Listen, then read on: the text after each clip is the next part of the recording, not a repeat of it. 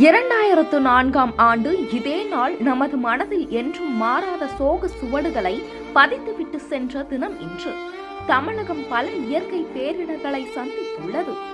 ஓகி, தானே, நீலம், Gaja, Vardah, Mandous, Nivar, Nisha, Michaung என இந்த பேரிடர்களை எல்லாம் மக்கள் மறந்திருக்க முடியாது.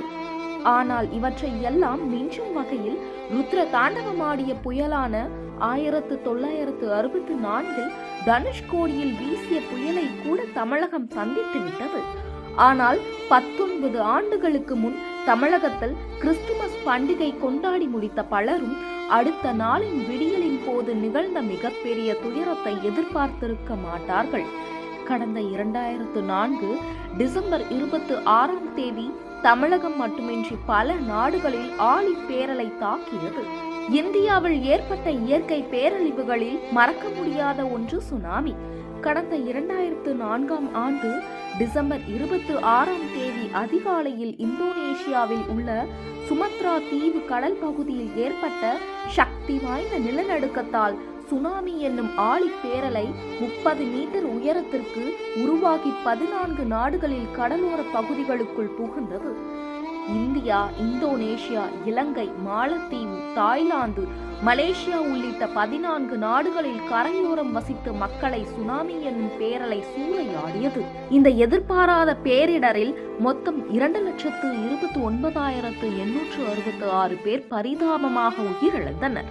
43,786 பேர் காணாமல் போனார்கள் என தகவல் வெளியாகியது. சென்னை, கன்னியாகுமரி, நாகப்பட்டினம், வேளாங்கண்ணி, கடலூர், பாண்டிச்சேரி என கடலோரத்தில் உள்ள அனைத்து மாவட்டங்களையும் சூறையாடி சென்ற சுனாமி மொத்தம் 10,000க்கும் அதிகமானோர் உயிரிழந்தனர். நாகப்பட்டினத்தில் மட்டுமே 6,000க்கும் மேல் உயிரிழந்தார்கள் எனவும், கடலூரில் 610 பேரும், சென்னையில் 206 பேரும் உயிர் நீத்தனர்.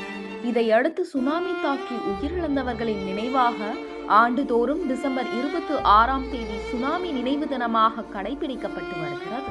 தமிழகத்தில் ஏற்பட்ட சுனாமி பாதிப்பின் நினைவாக கன்னியாகுமரி முக்கடல் சங்கமத்தில் சுனாமி நினைவு பூங்கா அமைக்கப்பட்டுள்ளது. சுனாமி பாதிப்பு ஏற்பட்டு இன்றுடன் 20வது ஆண்டு நிறைவடைந்துள்ளன. சுனாமியால் உயிரிழந்தோரின் நினைவாக தமிழகம் முழுவதும் கடலோர மாவட்டங்களில் அமைக்கப்பட்டுள்ள நினைவு சின்னங்களில் பொதுமக்கள் அஞ்சலி செலுத்துவது வழக்கம். அதன்படி இன்று சென்னை முதல் குமரி வரை கடலோரம் வசிக்கும் கிராம மக்கள் கடலில் பால் ஊற்றி பூக்களை தூவி இறந்து போனவர்களுக்காக அஞ்சலி செலுத்தி வருகின்றனர். இயற்கை சீற்றங்களால் பொருளாதார இழப்பு ஏற்பட்டாலும் சுனாமி போன்ற பேரிடர்கள் ஏற்படுத்தும் உயிரிழப்புகள் மக்கள் மனதில் காலத்திற்கும் மாறாத வடுவாக மாறியுள்ளது என்பது நிதர்சனமான உண்மை.